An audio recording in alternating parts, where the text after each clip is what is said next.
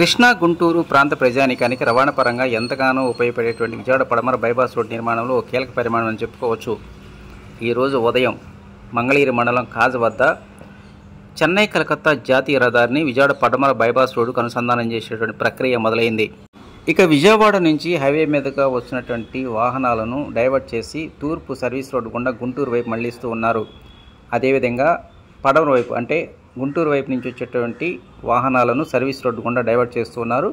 ఈ ప్రక్రియ అనేటువంటి పూర్తి స్థాయిలో అంటే 2 రోడ్ల కలయిక అనేటువంటి పూర్తి అవడానికి నెల 15 రోజుల నుంచి 2 నెలలు బట్టి అవకాశాలు ఎక్కువగా ఉన్నాయని అధికారులు చెప్తూ ఉన్నారు. ఈరోజు ఉదయం ప్రారంభమైనటువంటి ఈ పనులు పరిశీలించడానికి NH project director T Parvateesam పరిశీలన చేశారు. ఎట్టి పరిస్థితుల్లో సెప్టెంబర్ చివరి నాటికి విజయవాడ పడమర బైపాస్ రోడ్డుపై రాకపోకలు కొనసాగించడానికి యుద్ధ ప్రాతిపదికన పనులు చేస్తున్నట్టు ఆయన తెలిపారు. ప్రజానీకానికి ఎలాంటి ఇబ్బందులు లేకుండా ఈ మళ్లింపు కార్యక్రమం చేపట్టడం జరిగిందని, ఈ రోడ్డు అతి త్వరగా పూర్తి కావడానికి స్థానికులు సహకరించాలని సందర్భంగా ఆయన అన్నారు. ఇక విజయవాడ పడమర బైపాస్ రోడ్డు నిర్మాణ పనులను పూర్తి స్థాయిలో సాంకేతికత హంగులు సమకూరుస్తూ ఉన్నారు. ఇటీవల నిర్మించినటువంటి చిలకలూరిపేట బైపాస్ రోడ్డు తరహాలోనే ఇక్కడ అన్ని హంగులతో కూడుకున్నటువంటి రోడ్డు నిర్మాణ పనులు చేపడుతున్నట్టు ప్రాజెక్టు డైరెక్టర్ తెలియజేశారు. అడ్వాన్స్ టెక్నాలజీతో కూడుకున్నటువంటి ట్రాఫిక్ సిస్టమ్, అదేవిధంగా సీసీ కెమెరాలు, సోలార్ సిస్టమ్, ఇట్లా అన్ని హంగులతో కూడుకున్నటువంటి ఈ రోడ్డు నిర్మాణం మాత్రం సెప్టెంబర్ చివరి నాడు పూర్తి చేయడానికి మాత్రం యుద్ధ ప్రాతిపదికన పనులు చేస్తున్నట్టు ప్రాజెక్టు డైరెక్టర్ టి పార్వతీశం తెలియజేశారు.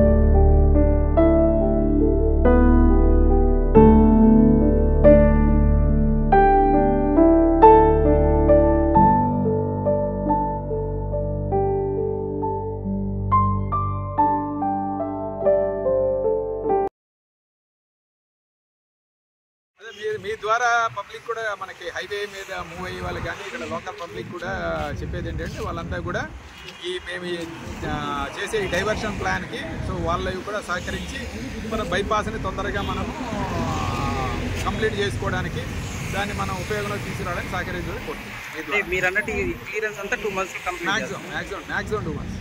Thank you.